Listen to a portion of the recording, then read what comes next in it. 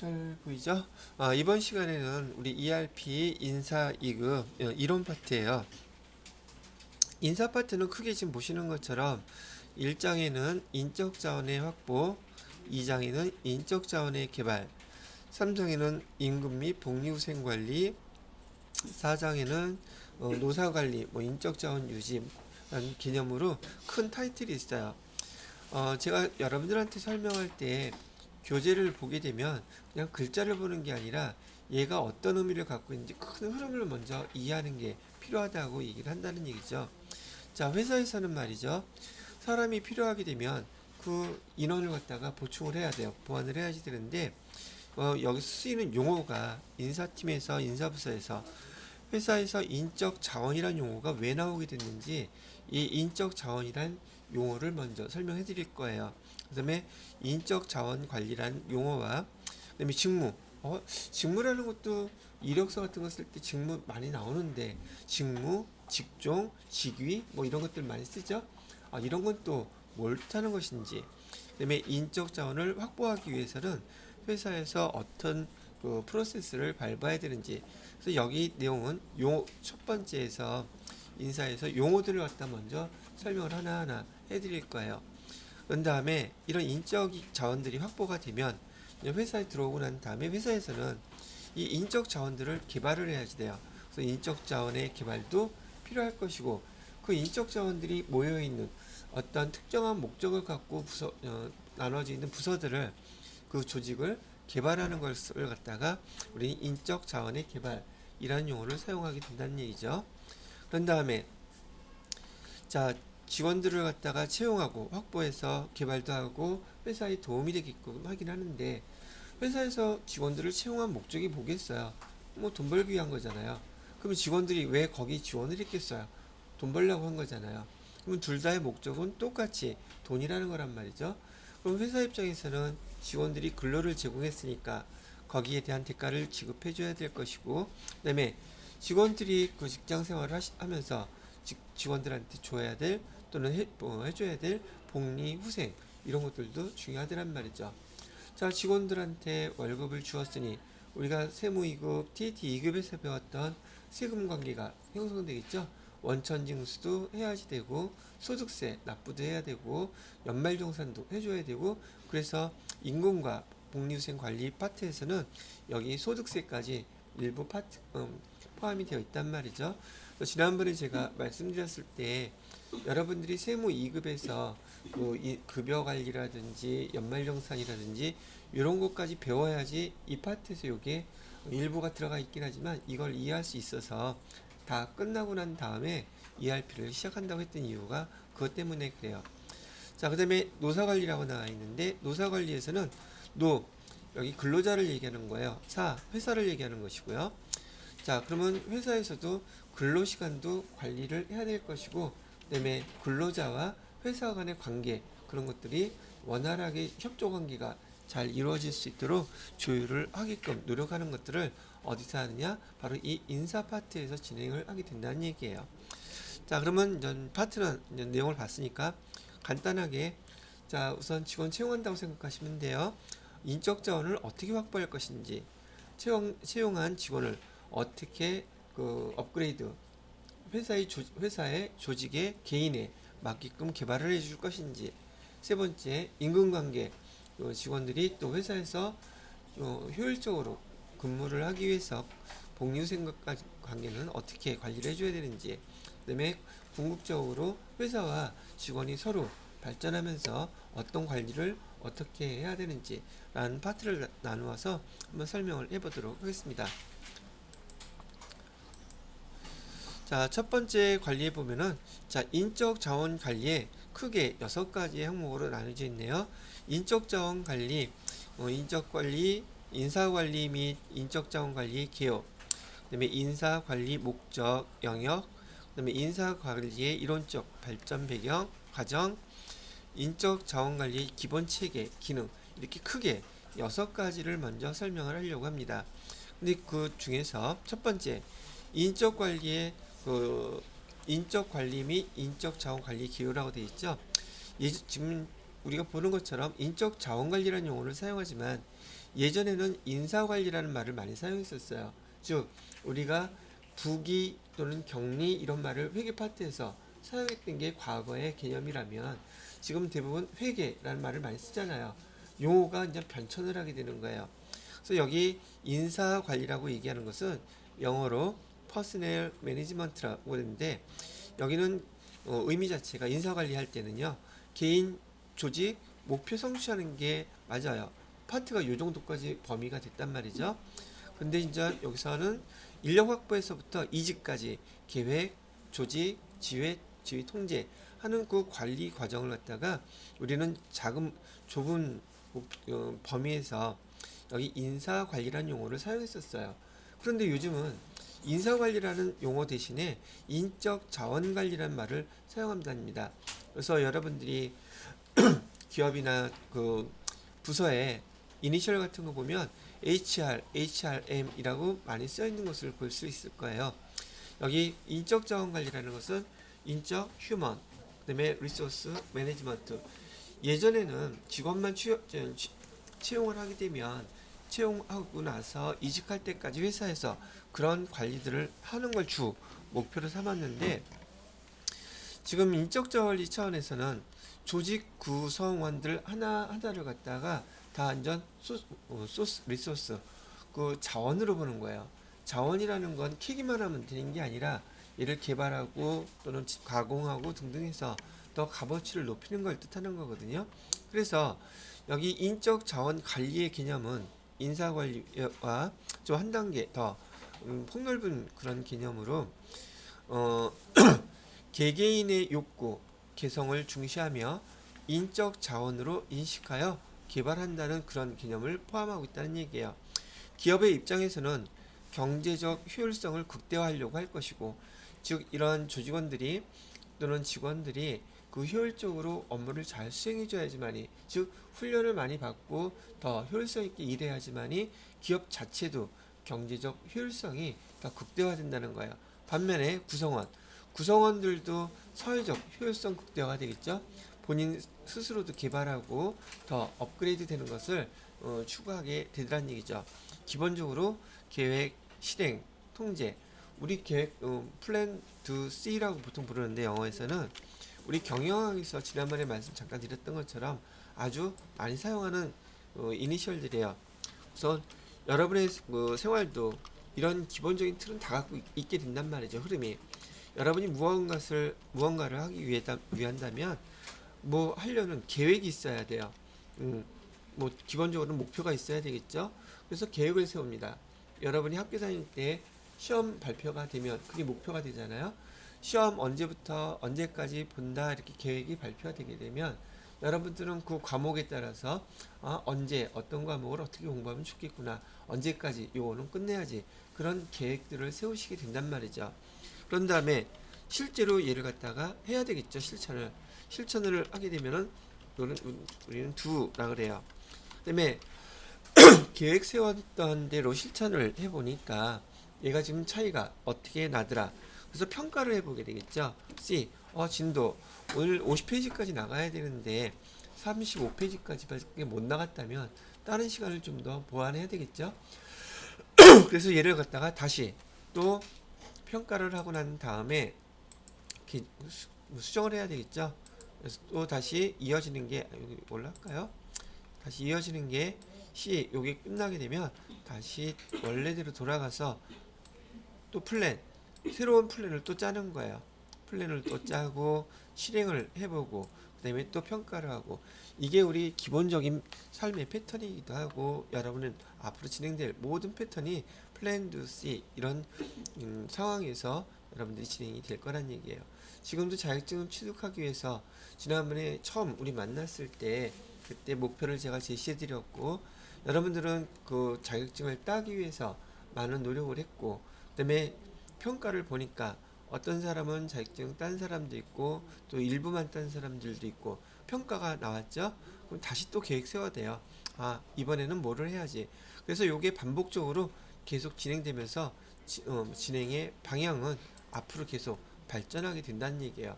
즉 여러분의 삶에서 또 회사에서 이 두 실천을 하지 않으면 그 다음에 C 평가할 수가 없어요. 평가할 거리가 없다는 말이죠. 그래서 젊은 여러분들도 저도 마찬가지지만 우선 목표를 세우고 계획을 짜고 그다음에 실천을 해야지만이 뭐든지 그걸 비교할 수가 있어요. 실천을 하지 않고 그냥 머릿속으로만 있으면 그 말 그대로 그냥 머릿속에 드림 꿈이 돼버린단 말이죠. 자, 참고적으로 이제 이렇게 이해하시면 될 것 같고요. 그다음에 밑에 보시게 되면 이제 HRM이라고 되어 있어서 패러다임이 바뀌었다는 얘기를 해주는 거예요. 과거에는요, 연공 중심, 연공이라는 것은 나이, 서열이라는 뜻이에요. 나이가 많게 되면 보편적으로 말이죠. 경력이 더 많은 테니까 그 효율성이 더 높아진다. 이렇게 예전에는 생각을 많이 했었어요. 근데 보니까 지금 경력 1년차, 2년차, 5년차, 10년차 경력이 계속 쌓임에도 불구하고 꼭 효율성이 높아지지만은 않더래요. 그래서 지금 현대에서는 이렇게 연공서열형으로 좀 나이가 많은 중심으로 해서 경력이 많은 사람을 우대하는 게 아니라 나이가 많건 적건 간에 결과를 갖다가 어떻게 보여주느냐. 그래서 성과 중심으로 시장 가치 중심으로 그 패러다임이 지금 변하고 있다는 얘기고 실제로 다 변해 있어요. 일부는 아직도 연공서열형으로 나이가 많거나 경력이 오래된 사람 월급을 많이 주기는 하지만 그것보다는 성과 중심으로 지금 시장이 변하고 있다는 얘기죠. 예전에는 그래서 수직적 상하관계가 중심이었는데 지금 이 성과 중심의 조직 사회들은 수평적 상하관계가 더 중요하게 되더라. 옛날엔 지시만 하면 바로 따라서 했어야 되는데 지금은 쌍방향 의사소통을 하는 것이 여기 인적 자원 관리와 현재 시대의 흐름에 맞는 그런 형태를 보이고 있더라는 얘기예요. 요즘은 지위가 뭐 등등하다고 해서 무조건 그것만 따라서 하지는 않는다는 얘기죠. 자, 그래서 첫 번째 인적 관리, 그다음에 인적 자원 관리에 대한 구분을 한번 해봤고요. 다음 페이지에 보시게 되면 두 번째 인사 관리의 목적. 아니 인사 관리 목적은 우리 회사 효율성 효율성을 극대화해서 생산성을 갖다가 높이고자 하는 것이고 그렇게 해야지만이 조직이 살아남을 수 있겠죠. 왜 조직이라고 하지만 결국 목적이 다 똑같잖아요. 돈 벌기 위해서인 것이라는 거. 그러기 위해서는 조직의 목표는 인사관리, 사람을 통해서 생산성 효율성을 높이려고 하는 게 목적일 것이고요. 또 하나의 목적은 조직을 유지하는 게 목적이에요. 안 그러면 망하니까. 자, 그래서 인사관리란 용어를 다시 한번 정리를 해보게 되면 여기 인적 자원관리가 아니라 인사관리에 대한 용어를 다시 한번 설명해주고 있는 거예요. 자, 노동력의 효율적 이용이 목표였었고, 그다음에 노동 능력과 그다음에 생산성 향상을 한다. 그다음에 이렇게 하다 보면 노동력이 지금 생산성, 효율성이 있게 된다면 당연히 이런 결과를 나타나게 될 거예요. 원재료라든지 경비라든지 시간이라든지 인건비가 절감되니까 결과 한마디로 얘기한다면 비용 절감이구나. 인사관리 목적 중에 대표적인 것도 당연히 비용 절감이다. 여러분이 1시간에 10개를 만들 수 있는 그런 업무 효율과 1시간에 100개를 만들 수 있는 업무 효율은 엄연하게 다르단 말이죠. 그래서 인사관리를 갖다가 할 때는 이런 목적을 가지고서 관리를 하게 됐었다는 얘기예요. 그 다음에 노사관계 질서, 유지, 안정을 유도한다. 노사관계는 이렇게 인사 관리를 함을 통해서 근로자와 회사의 관계 또는 질서 그런 유지를 또는 안정을 유도하는 기능도 하고 있더라. 종업원의 사기를 증진한다든지 종업원의 만족을 통해서 만족한 종업원이 또 고객들한테도 잘하겠죠. 그래서 고용관계를 갖다 그렇게 유지를 할 수 있도록 하는 것을 목표로 하고 있더란 얘기예요. 그게 목적이란 얘기고요. 그러면 시험 문제에서도 물어보면은 다음 중 인사관리의 목적 해당되는 거 아닌 거 찾으라 그러는데 여러분이 상식적으로 봐도 이건 충분히 한 번만 읽어보시면은 납득하고 이해할 수 있는 상황들이 된다는 얘기예요. 아까도 말씀드렸던 것처럼 무슨 저기 뭐죠? 원리나 논리가 필요해서 회계처럼 그렇게 골치 아픈 게 아니라 읽어보고 여러분이 그 상황을 한번 간접 경험으로써 이해를 해보시면 된다는 얘기예요. 자, 그 다음에 인사관리. 지금 계속 인사관리에 대한 걸 설명을 하고 있어요. 인적 자원 관리란 용어하고 그다음에 인사 관리란 용어 구분을 하라고 아까 처음에 시작하면서 앞에서 말씀드렸었잖아요.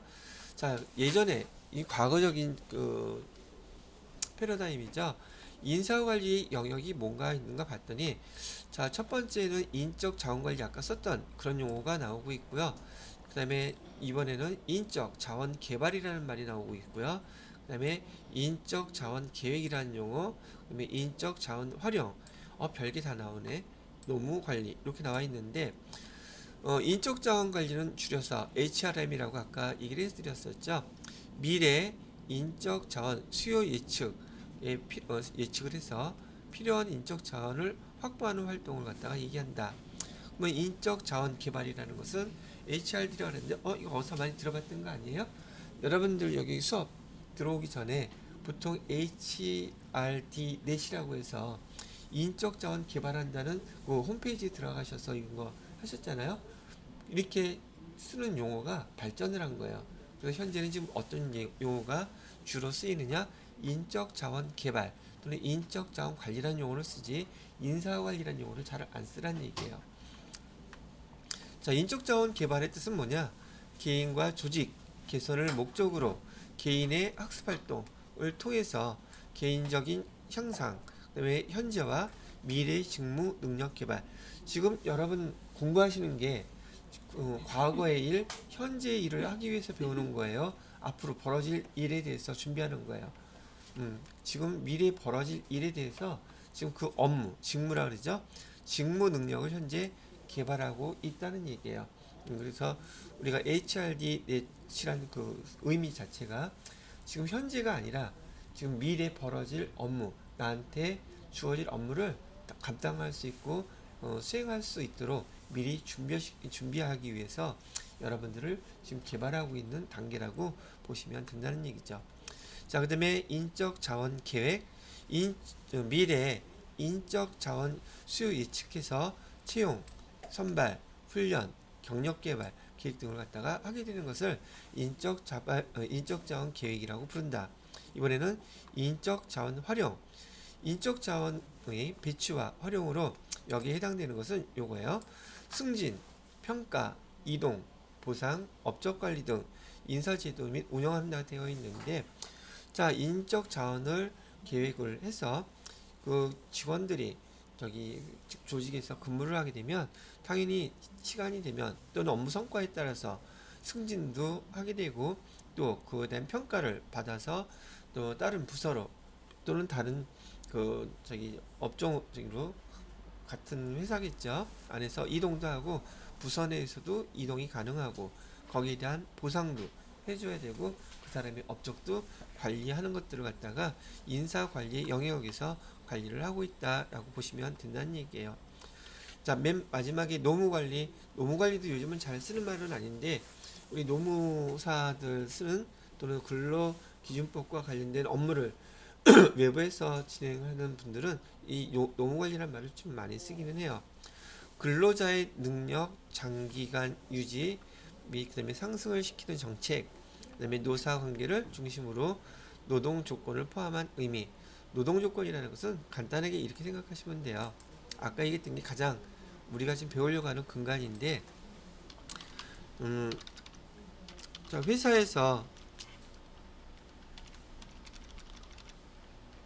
자, 근로자 관계.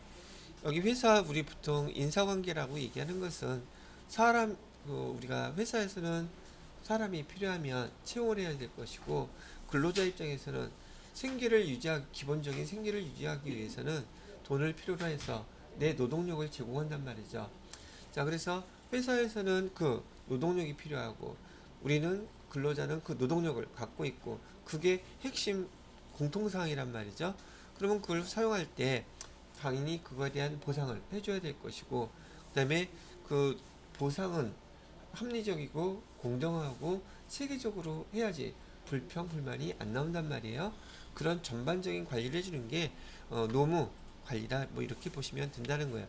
이 노무 관리는 있잖아요. 보편적으로 의미를 봤을 때는 회사보다는 노무 관리 근로자 입장에서 반영되는 것들이 꽤 많단 말이죠. 물론 두 가지 다 노무 관리는 회사 입장과 근로자의 입장에 중심되는 그 일에 대한 걸 중심으로 해서 처리하는 그런 관계를 얘기를 한다는 얘기고요. 자, 그 다음에 네 번째, 그럼 이 인사관리라고 썼던 이 용어가 발전 과정은 어떻게 발전이 되었을까? 첫 번째 보시게 되면 과학적 관리, 인간적 관리, 요거 하나를 갖다가 기본으로 해볼게요. 지금 여기 과학적 관리라고 얘기하는 것은 일단 여기 산업혁명이 먼저 등장하게 돼요. 갑자기 왜 산업혁명이요? 옛날에는 농경시대에서 농사, 축산업, 1차적인 산업을 중심으로 해서 삶이 이루어졌었는데 어느 순간인가 여기 산업혁명을 통해서 증기라든지 이런 게 개발되고 발명되고 등등 하게 되면서 소량 생산이 아니라 대량 생산 체제로 바뀌었어요. 그래서 산업혁명은 소량 생산이 아닌 대량 생산의 그 패러다임으로 바뀌게 되면서 대량 생산을 하려고 하다 보니까 제조업에서 사람이 엄청나게 많이 필요하더란 말이죠. 그래서 이 제조업을 중심으로 해가지고 그 많은 사람들을 효과적으로 관리할 수 있는 방법은 없을까라고 그 생각을 하게 되더란 말이죠. 왜? 사람들을 갖다가 엄청 모아놓고 물건을 만들기 시작했단 말이죠. 대량 생산을 하다 보니까 이 사람들이 효율적으로 예를 들어서 표준화를 만드는 거예요. 정상적인 상황에서 한 사람이 10개의 물건을 만드는 게 표준이다.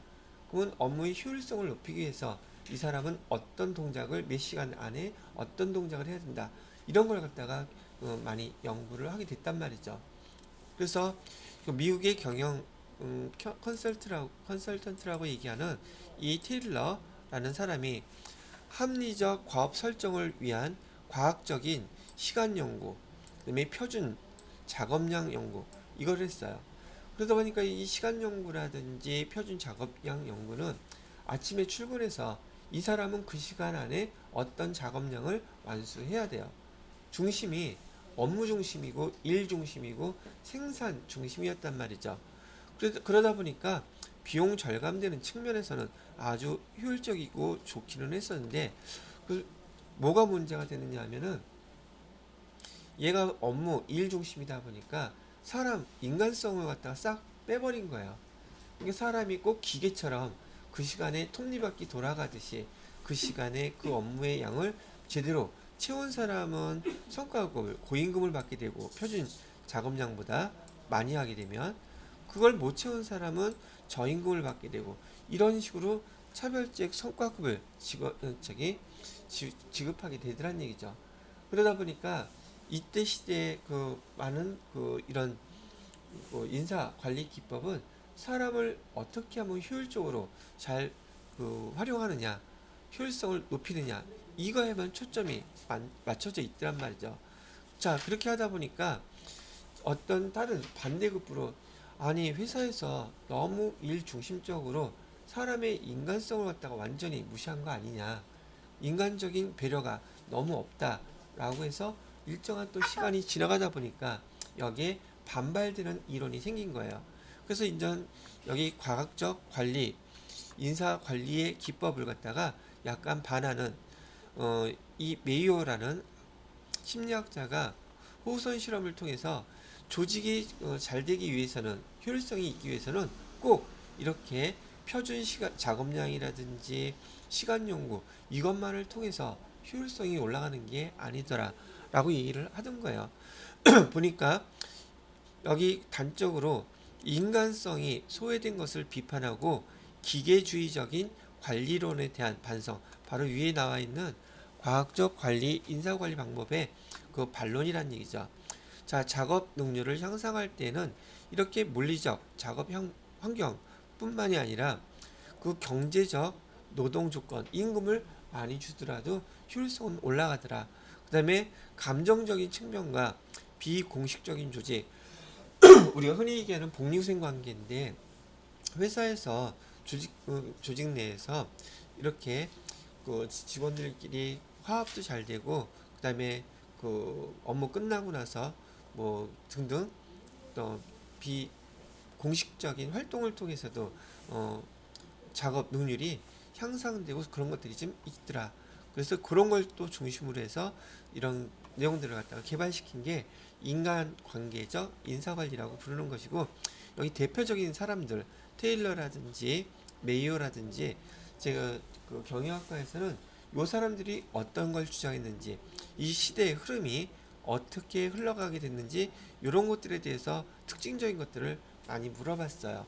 여러분들한테도 이렇게 과학적 인사관리에 대한 내용과 인간적 관리의 인사관리, 여기 내용들이 포인트가 뭔지 간단하게, 여긴 너무 기계적이다, 여기는 인간적인 것도 배려하자, 이런 차원으로 발전을 하게 됐더란 얘기예요. 자, 그래서 과학적 관리와 인간적 인사 관리에 대한 거 두 개를 설명을 해드렸고요. 자, 그 다음에 다음 네 번째 파트에서 세 번째로 이제 연결된 게 뭐가 됐냐면, 과학적인 그런 그 인사관리 기법도 알겠고 인간적인 그 인간관계적인 주장도 알겠는데, 그 두 개를 그냥 따로따로 이렇게 반론으로 생겨났던 이론을 갖다가 통합하는 거예요. 그래서 기계론적 주장도 인정한다. 그다음에 인간적인 존중도 통합시켜야 된다. 그래서 두 개를 반영한 것을 우리는 인사관리에서 행동과학적 인사관리라고 이렇게 명칭을 하게 됐던 거예요. 따로따로 생겨났던 걸 통합하는 과정이라고 보면 된다는 얘기죠. 자, 여기서 심리학자 메슬로우의 욕구 5단계설 이론이라는 게 있는데, 얘가 사회과학적으로 우리 경영학에서 경영학을 포함한 모든 사회과학 이론에서 심리학자인 메슬로우의 욕구 5단계 이론설이 무지하게 공감을 많이 얻었고 유명한 이론이에요. 자, 사람들은 말이죠, 여러분 개인적으로 생각해 봐도 좋고 일반적으로 생각해 보셔도, 우선 배고픈 거 1단계의 그 욕구는 뭐냐면 생리적 욕구라고 불러요. 우리가 아무리 재능이 있고 아무리 능력이 많아도 당장 돈이 없고 배고프고 의식주가 없으면은 다른 그 재능을 발휘할 수가 없답니다. 그래서 1단계의 생리적 욕구는 가장 기본적인 욕구로서 회사에서 이걸 반영할 때 회사 입장에서는 기본적인 생활에서야 의식주의이겠지만 회사 생활에서의 심리적 욕구 1단계에 해당되는 것은 가장 기본적인 임금이에요.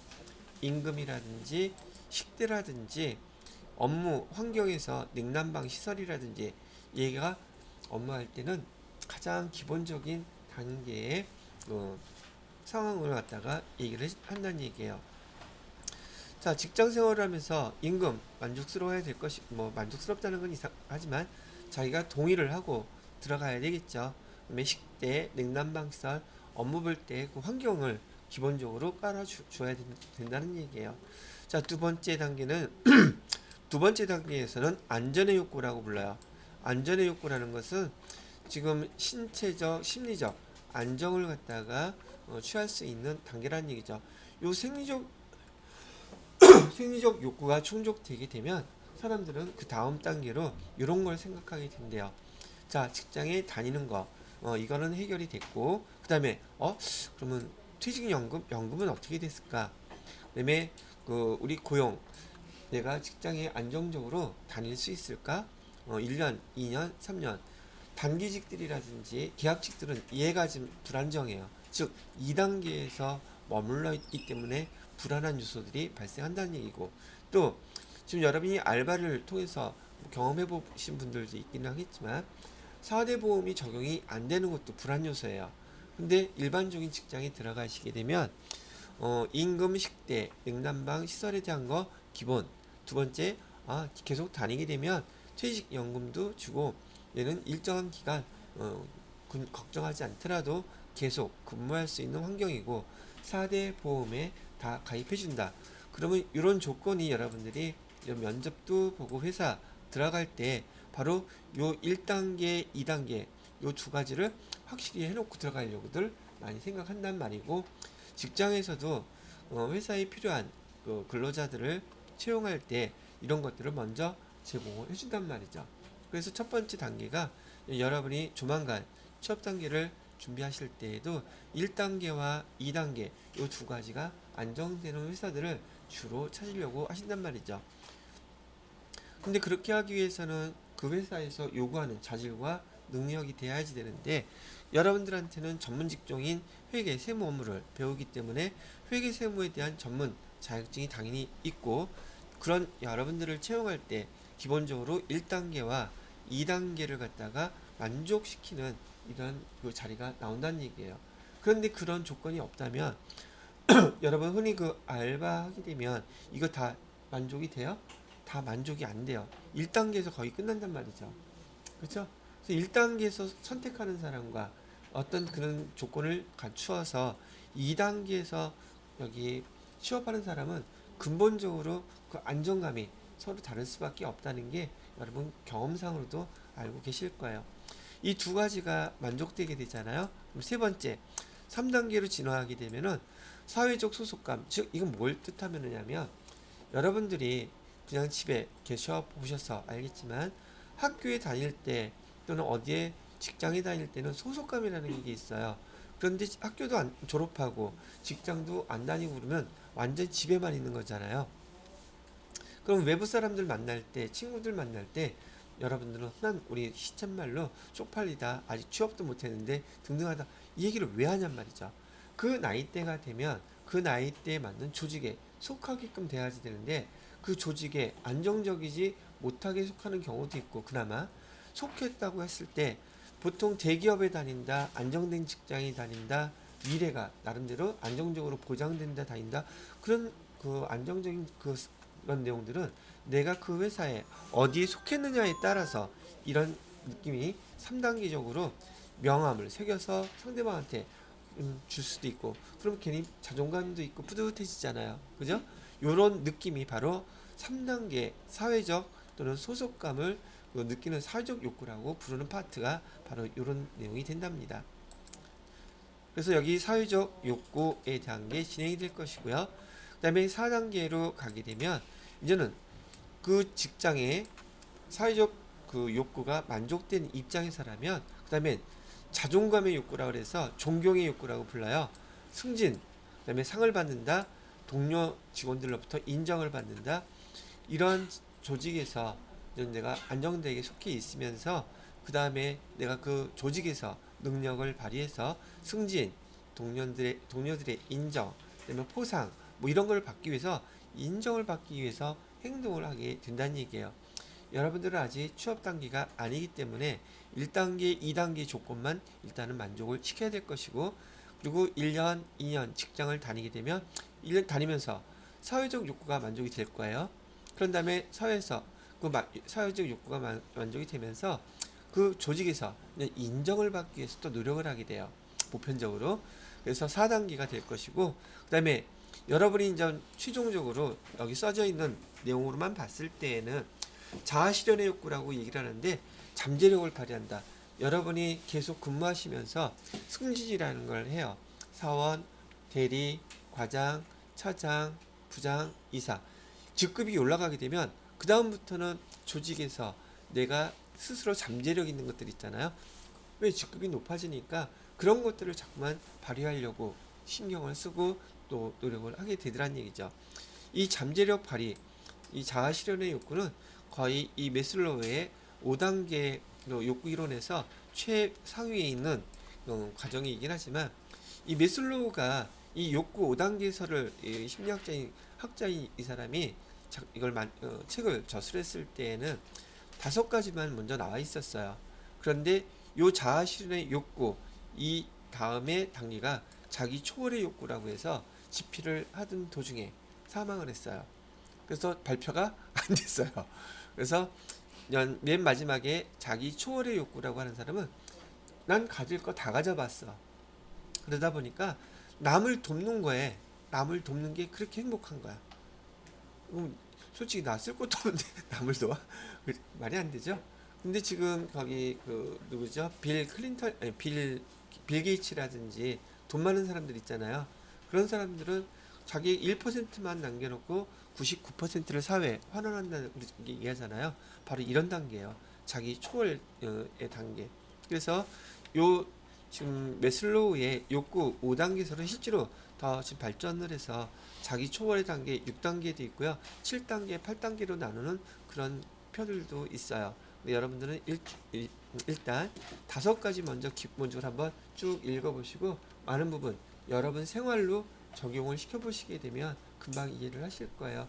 그다음에 자격시험 문제에서 문제를 내더라도 이렇게 세세하게 되지는 않겠지만 얘는 사회과학적으로 되게 유명한 이론이기 때문에 알아두셔도 여러 가지로 도움이 되시지 않을까 싶네요. 됐죠? 자, 여기까지 하고 잠깐 쉬었다가 다음 이어서 하도록 하겠습니다. 자, 이렇게 그 인사 관리의 이론적 발전 과정에 대해서 지금 세 번째 것까지 설명을 해드렸고요. 그다음 네 번째 거를 보시게 되면, 자, 이제 그 시대가 점점점 그 중세가 아니라 그 근대에서 현대로 넘어오게 되면서 이런 그 일과 사람에 대한 관계에 대해서 많은 과학자들이 계속 연구를 하게 되더란 얘기예요. 그래서 네 번째 보시게 되면 네 번째는 어 네 번째 형용자 이게 고치지를 하는 시스템 접근 방식. 그 세 번째 거 계속 이어서네요. 아까 얘기했던 행동과학적인 인사관리의 메슬로우뿐만이 아니라 이때 이제 많은 학자들이 인간 관계론적 주장과 기계론적 주장을 갖다가 두 개를 갖다가 이제 비교하면서 얘를 결합시키고자 하는 그런 성향들이 계속 나오게 되었는데, 아까 메슬로우는 욕구 5단계설에 대해서 그렇게 설명을 했고요. 이번에는 맥거리거라고 하는 이 학자가 X 이론과 Y 이론을 갖다 중심으로 해서 설명을 또 하게 되더란 얘기죠. X 이론, Y 이론, X 좀 부정적이죠. Y, 여러분들이 이 심리학자가 또 경영학자이면서 심리학자인 이 사람들이 회사에서 직원들을 갖다가 또 사람들을 구분을 해봤더니 이런 특징들을 갖고 있더라, 이렇게 얘기했던 것이고, 그래서 사회과학적으로도 사람들이 이럴 때 얘기를 할 때 친구한테도 이런 얘기를 잘 한단 말이죠. 너는 X 성향이 강하네, 얘는 Y 성향이 강하네, 이렇게 얘기를 하는데, 바로 이게 이 맥그리거라고 하는 사회학자가 저술해 놓은 이 책의 이론에 따라서 X 이론, Y 이론에 해당되는 것을 빌려서 그렇게 얘기를 하는 거예요. 자, X 이론이라는 것은 경영자는 직원을 강제적으로 명령, 처벌, 통제, 억압해야지 이 업무의 효율성이 높다. 실제로 지금 현재에도 많은 그 회사의 관리자들 또는 경영자들 보게 되면 이런 생각을 갖고 있는 사람들이 꽤 많단 말이죠. 이 과거에만 있다는 뜻은 아니에요. 분리를 해보니까 여러분들도 봐요. 여러분들 자격시험 공부하기 위해서 공부하라고 강압적으로 막 숙제 내주고 일일이 검사하고 왜 이렇게 안 했냐고 하는 그런 선생님들 과거에 있었어요, 없었어요? 있었죠. 그런 거에 반해서 저처럼 그냥 놔두고 맡기고 믿고 그렇게 하는 유형도 있잖아요. 이게 경영을 하는 데 있어서 관리자들의 보편적인 반응, 이렇게 하는 관리자도 있고요. 여기 Y론에 보시게 되면 경영자는 직원을 자율적으로 일할 수 있게 해주어야 된다, 이렇게 주장하는 경영자, 관리자도 있단 말이죠. 근데 반해서 경영자가 이런 마인드를 갖고 있는데 실제로 그러면 근로자들은 어떠냔 말이죠. 일하기 좋아하나요? 그럼 놀기 싫어하나요? 책임지는 거 좋아하나요? 그 다음에 게으른 거, 무관심, 이런 것들이 보편적으로 근로자들이 보여주는 특징 지금도 있단 말이에요. 거기에 반해서 직원들 중에는 또 이런 사람도 있어요. 일을 하는 거 좋아하고 자기 스스로 통제 잘하고 책임감 있고 자기 자아 실현을 위해서 노력하는 사람, 창조적이고 조직 목표에 같이 부응하면서 자기도 발전하려고 하는 사람들이 있더란 말이죠. 이건 시대가 벌써 꽤 지난 그런 상황에서의 내용임에도 불구하고 이건 현재에도 어디에나 사람 있는 곳에는 다 있게 마련이고 뭐 속된 말로 우리 반에도 있어 이렇게. 그러면 여기는 자기 본인이 또는 제가 여기 X 이론에 해당되는 사람인지 Y 이론에 해당되는 사람인지 스스로 판단해 볼 필요가 있더란 말이죠. 이렇게 구분을 하더래요. 이걸 뭐라고 부르냐면 우리가 흔히 XY 이론이라고 부릅니다.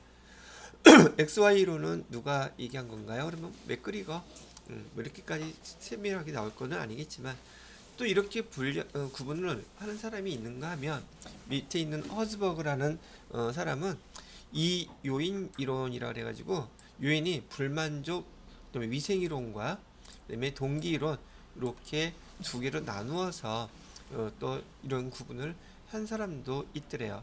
그다음에 아지리스라는 사람은 미성숙 이론, 성숙 이론 용어만 봐도 금방 이해가 되는 것처럼 나이를 불문하고 조직 생활에서 경영자가 성숙됐다, 미성숙됐다 이렇게 구분을 하는 경우도 있더란 얘기입니다.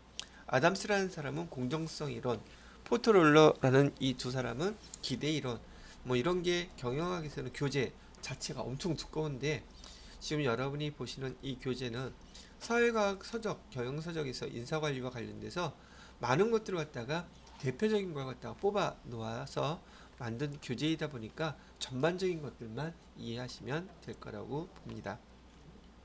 너무 디테일하게 나오지는 않을 거예요. 앞에 기초 부분이기 때문에. 자, 그렇게 설명을 해드리고요. 그다음에 네 번째, 시스템 접근 방식의 인사. 요게 지금 여기 현대 가장 가깝게 근접하고 있는 그 인사관리 이론이에요. 시스템 접근 방식의 인사관리라고 되어 있는데 여기 타이틀은 환경 적응에 해야 되고 혁신 시대 뭔가 계속 혁신을 추구해 나가야 된단 말이죠. 기업 조직은 시스템 구조로 이해하고 그다음에 조직의 문제 해결을 위한 방법, 폐쇄적 접근 방법, 개방.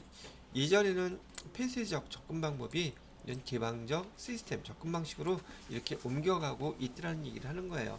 그래서 기업 조직과 시장 환경 상호 영향을 주는 유기적인 의존 관계로 지금 설명을 하고 있는 것이 시스템 접근 방식의 인사관리라고 보시면 된다는 얘기죠. 이 시스템 접근 방식의 인사관리 이론을 주장하는 사람들은 피들러라고 하는 상황 리더십 이론을 얘기하는 사람과 그다음에 호웰과 히긴스, 그다음에 경영학자 드러커, 이 사람도 엄청 유명한 학자인데 드러커, 혁신은 경영자의 중요한 기능이다. 기업 유일의 목표는 고객 창조를 하는 것이다. 이런 가치를 제시한 사람이 드러커라는 경영학자라고 보시면 된다는 얘기죠. 피터 드러커의 등등 유명한 저서가 좀 많이 있는데 이거 뭐 너무 디테일한 것들이고요. 이렇게 해서 현대에는 시스템 접근 방식의 인사관리를 갖다가 추구하더라 얘기를 하고 있더랍니다. 자, 그 다음에 현재 이제 다음 어떤 시대를 맞이하고 있느냐면 이런 과정을 넘어서 지금 우리 리 엔지니어링 시대라고 지난번에 ERP 시스템 설명해 드릴 때 말씀해 드렸던 리 엔지니어링, 다시 우리가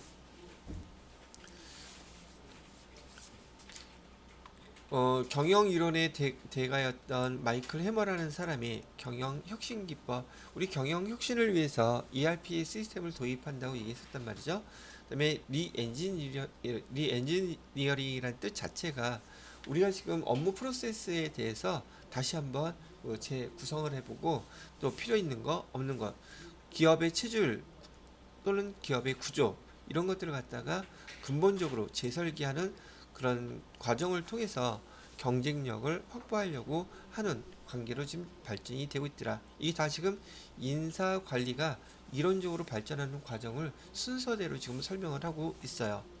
자, 이렇게 리 엔지니어링 시대를 지나서 지금 여러분이 많이 들어보셨던 구조조정 시대라고 그러는데 얘는 리엔지니어링 다음 단계로서 리스트럭처링이라고 그래요. 그래서 구조조정 시대는 어떤 걸 뜻하고 있느냐, 사업 구조라든지 조직 구조를 갖다가 좀 더 효율적으로 높이고자 쓰는 방식이긴 한데, 여기서 이제 여러분들한테 용어를 물어볼까요? 문제에서 디베스티처 전략이라는 건 무슨 말이죠? 바로 구조조정 시대, 리스트럭처링 시대에서 인베스트먼트가 투자라는 뜻을 갖고 있거든요. 그럼 디베스처 투자 전략이라는 것은 거대 기업군 부실 부분을 매각하는 것을 디베스티처 전략이라고 부르는데, 이거의 요 근래 최근에 제일 가깝게 기업에서 벌어졌던 거 하나 얘가 지금 LG 여러분 회사 아시죠? LG전자. LG전자에서 옛날에 스마트폰 만들어 팔았었죠. 걔 이름 뭐예요? 보통 우리 삼성 그러면 갤럭시라고 알고 있죠. 그러면 LG에서 팔았던 스마트폰은 이름이 뭐였어요? 이거 다 몰라. 옵티머스였어요. 근데 잘 됐어요, 안 됐어요? 안 돼서 이거 골머리 앓다가 결국 얘를 갖다가 떼서 없애버렸죠. 없애버렸. 이런 걸 갖다가 디베스처 전략이라고 불러요.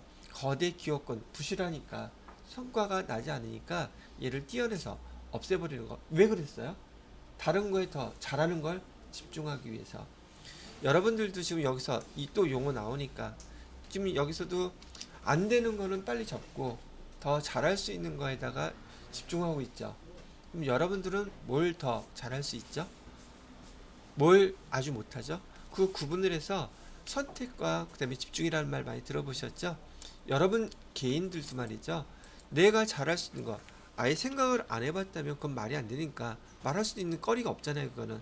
그래서 내가 내 자신에 대해서 여러분들한테 그 이력서라든지 자소서 자기 자신에 대해서 파악을 할 수 있고 써봐야 돼요. 파악하면서 선택, 내가 무엇을 잘하는지 선택을 한 다음에 못하는 것은 빨리 접어야 돼요.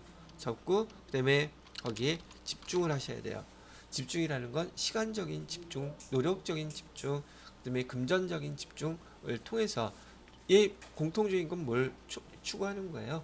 효율성이에요. 어떻게 하면 더 효율적으로 내 목표를 달성할 수 있을까 하는 것들을 이렇게 이런 내용을 기업을 통해서도 우리 등등을 갖다가 생각해 볼 수 있다는 얘기죠. 그 다음에 다운사이징 전략, 다운이란 말을 알겠고요. 다운사이징 이런 거 있잖아요. 시험 문제 여러분들이 이제 여기 인사에 관련돼서 시험 보게 될 때 다운사이징, 디베스처, 그다음에 리스트럭처링 이런 걸 써놓고 어떤 게 맞는 용어인지를 갖다 구분하라고 하거든요. 근데 사실상 이 단어 뜻만 알아도 오른쪽에 있는 내용은 금방 유추해낼 수 있으실 거예요. 사이즈를 줄이는 거예요. 인력을 줄이는 거, 다운사이징, 경비나 조직 얘네들을 줄이는 거, 없애는 거. 이게 바로 다운사이징 전략이에요. 디베스처 전략은 기업, 부실 부분을 뜻하는 것이고 다운사이징은 인력과 조직을 얘기하는 거예요. 그 다음에 리스트럭처링이라고 얘기하는 것은 기업 환경이 변화해서 조직 구조를 개편하는 걸 리스트럭처링. 스트럭처가 구조라는 뜻이잖아요. 아까 리엔지니어링이라는 용어 썼었잖아요. 리엔지니어링 요 자체가 업무, 기업 조직에 대한 그 재설계를 하는 것이라면 얘는 키워드가 재설계예요. 재설계인데 반해서 리스트럭처링은 조직 구조를 개편하는 것을 영어로 리스트럭처링이라고 부르더라. 그 다음에 전사적 품질 경영이라고 했는데 얘도 앞에서 우리 그 ERP 설명하면서 나왔던 용어죠. TQM, Total Quality Management. 상품이 됐던 제품이 됐던 또는 그것을 핸들링하는 그 근로자가 됐던 모든 분야에서 그 질을 총체적으로 개선하고자 노력하는 것을 우리는 뭐라고 부른다? TQM, 전사적 품질 경영이라고 부른다. 이렇게 구분을 하시면 되겠고, 벤치마킹, 벤치마킹도 일반적으로 많이 쓰는 용어죠. 더 잘하는 조직, 더 잘하는 회사, 더 잘하는 사람의 어떤 특징을 내가 따라서 흉내내서 한번 도전해보고 실천해보고 또 직접 행해보는 것을 갖다가 상대의 강한 점을 학습하는 걸 갖다가 우리는 뭐라고 부른다? 벤치마킹이라고 부른다. 그래서 요 구조조정 시대에 쓰는 용어들 이런 것들을 갖다가 잘 알아두시면 용어들이 구분할 때 이런 것들이 나오는 거구나라고 이해하실 수 있지 않을까 싶으네요.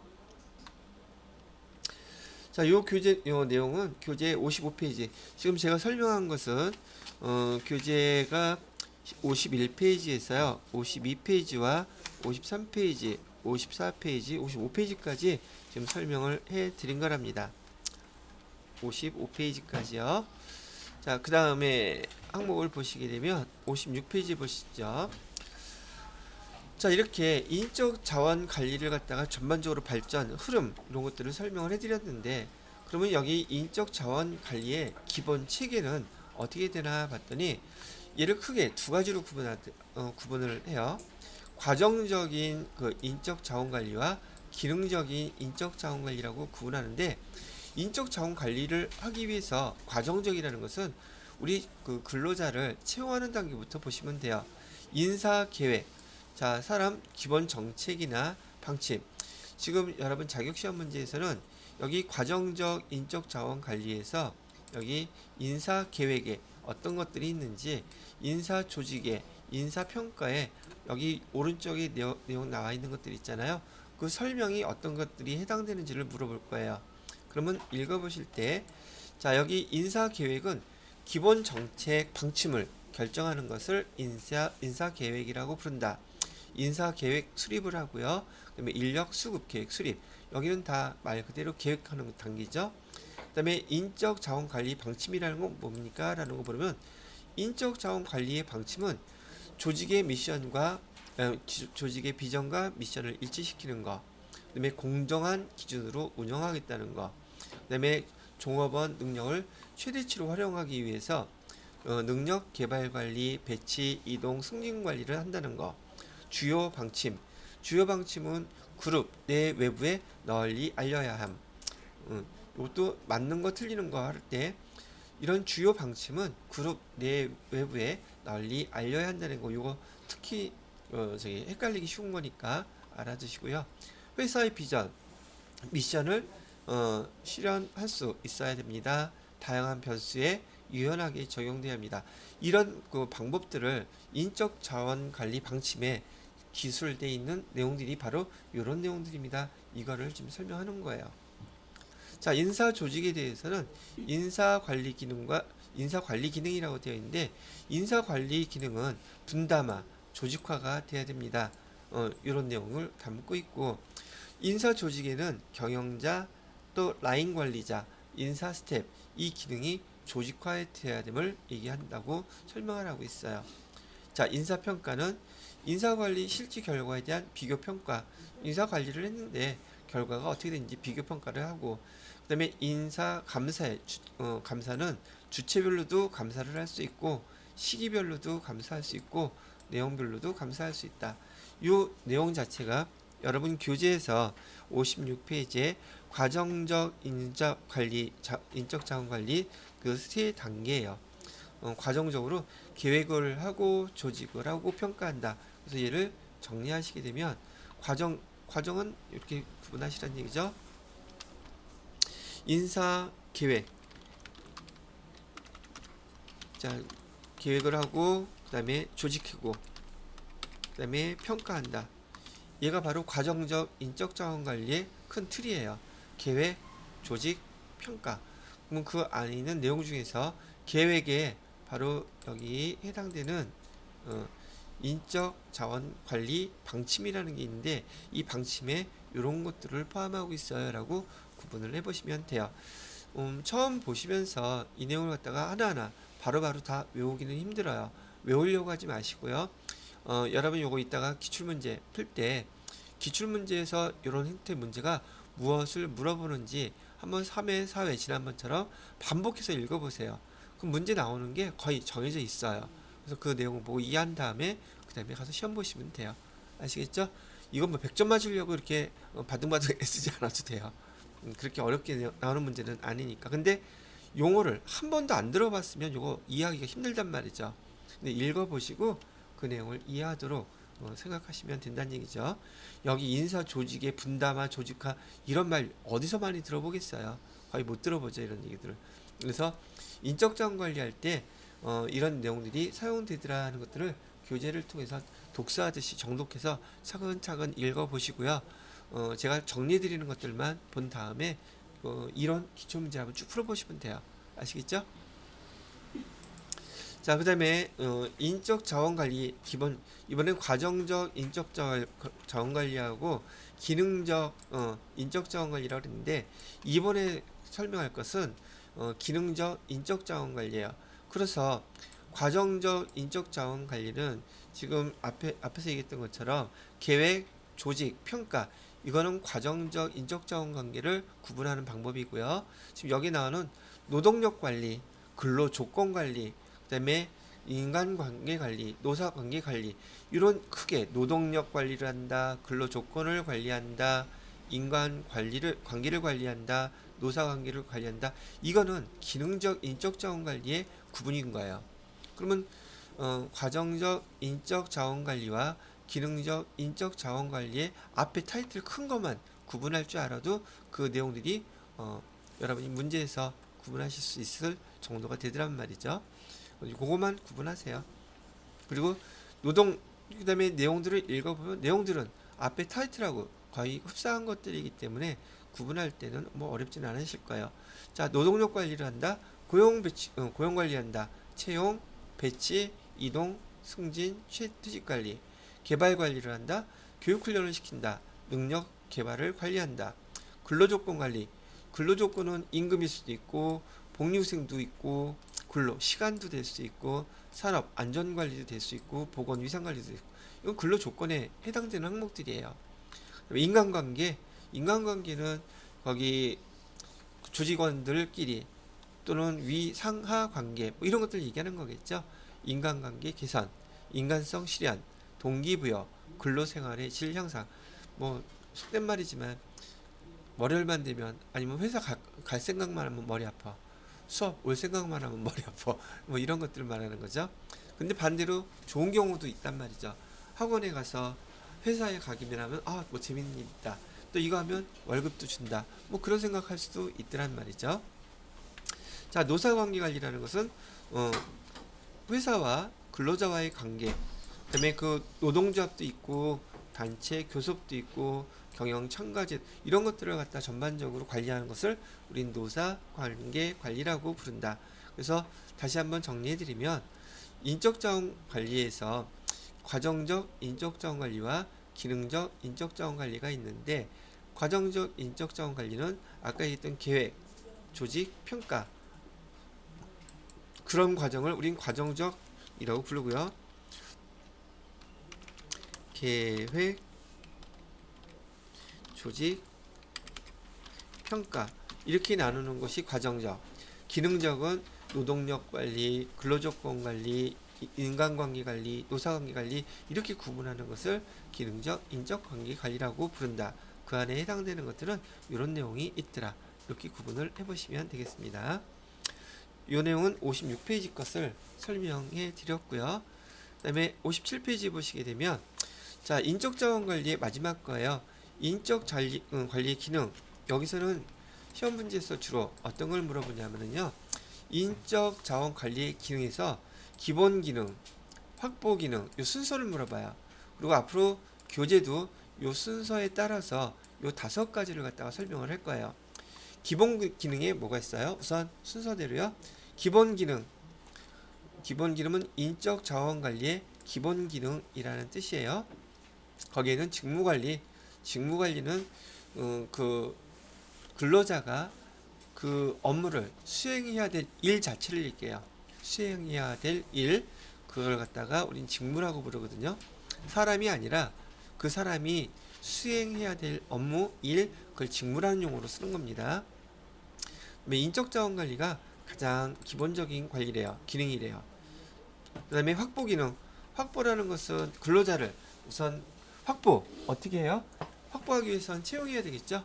채용하기 위해서는 또 지원자가 많이 되면은 거기서 선발을 해야 될 것이고, 선발하고 난 다음에는 인사이동 해당되는 필요로 하는 자리에다가 배치를 시켜야 되겠죠. 이걸 확보 기능이라고 불러요. 뭐 내용은 또 순서대로 그냥 이해하시면 그게 큰 용어가 어려운 건 아니거든요. 자, 이렇게 확보를 했어요. 그 채용을 기본 기능을 통해서 확보를 했고요. 그다음에 확보된 이 근로자들 직원들은 교육 훈련도 해야 되고 경력 관리도 해줘야 되고 업무를 수행한 거에 대한 인사 평가도 해줘야지 돼요. 평가를 했으면 잘했으면 보상을 해줘야 되겠죠. 그죠? 못했으면 못한 대로 그런 거 평가를 시행을 해줘야 돼. 보통 여기는 그냥 상벌이라고 불러요. 잘한 거에 대해서 보상을 해준다. 복리후생을 또 해준다. 자, 그다음에 이런 상황을 갖다 계속 회사가 잘 되기 위해서 유지하게끔 해줘야 된다는 얘기죠. 안전 보건 관리라든지 노사 관계라든지 이직 관리까지. 그래서 첫 번째 여러분이 이해하셔야 될 프로세스는 인적 자원 관리의 프로세스, 요 순서, 기본 기능, 확보 기능, 개발 기능, 보상 기능, 유지 기능, 이 기능 5가지가 있다. 거기에 해당되는 것들이 이런 것들이다. 이렇게 이해하시면 돼요. 크게 뭐 어려운 내용은 아닙니다. 이걸 갖다가 인적 자원 관리의 5대 기능이라고 부른답니다. 요 해당되는 설명이 57페이지에 표 나와 있는 거 제가 설명을 해드린 것이고요. 그 밑에 기본 기능, 확보 기능, 개발 기능, 보상 기능, 유지 기능에 대해서 설명을 하고 있죠. 천천히 한번 읽어보시면 되겠어요. 자, 그 다음에 58페이지에 보시게 되면 지금 전반적인 인적 자원 관리에 요약을 해놨어요. 여기 꼭 알아두기라고 표시되어 있죠. 시험 문제에서 주로 많이 내는 파트예요. 다 모여져 있는 거. 인간 자원의 특성은 뭡니까? 존엄성. 이것도 외울 거 아니에요. 우리 사람들, 인간들 존엄성을 갖고 있잖아요. 그죠? 그다음에 능동성. 시켜야만 하나요? 스스로도 알아서 할 수 있나요? 시켜야만 할 때도 있지만 스스로 알아서 할 수도 있죠. 즉 능동성을 갖고 있어요. 기계는 능동적으로 할 수 있습니까? 없습니까? 없죠. 그게 다르다는 얘기예요. 인적 자원의 특성, 그다음에 개발성, 잠재 능력을 개발할 수 있어요. 그죠? 그다음에 전략성, 조직과 성과의 가장 밀접한 관계, 그다음에 소진성, 자금이나 물질적 자원처럼 비축해 둘 수가 없어서 각별한 관리와 배려가 필요하다는 얘기예요. 그냥 소진해 버린다는 얘기죠. 두 번째, 인적 자원 관리 미치는 영향, 내부 요인, 외부 요인. 이건 읽어만 보셔도 될 것 같고요. 그다음에 인적 자원의 특성, 여기 인적 자원의 수립, 인적 자원의 조직 편성, 그다음에 계획의 실행. 이것도 한번 읽어보시면 되는 것이고요. 여기는 제가 뭘 잘못 썼네. 인적 자원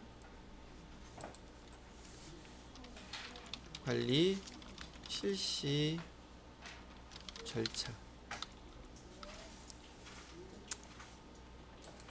자, 이렇게 구분하시게 되면 지금 58페이지에 기본적인 우리 인사 관리, 인적 자원 관리에 대한 전반적인 내용들을 마무리를 지어 보았습니다. 자, 더 진도는 나가지 않을 거고요. 여러분들은 거기 58페이지까지 뭐 다 읽어보신 분도 있긴 하겠지만은 읽어보시고 정리하세요.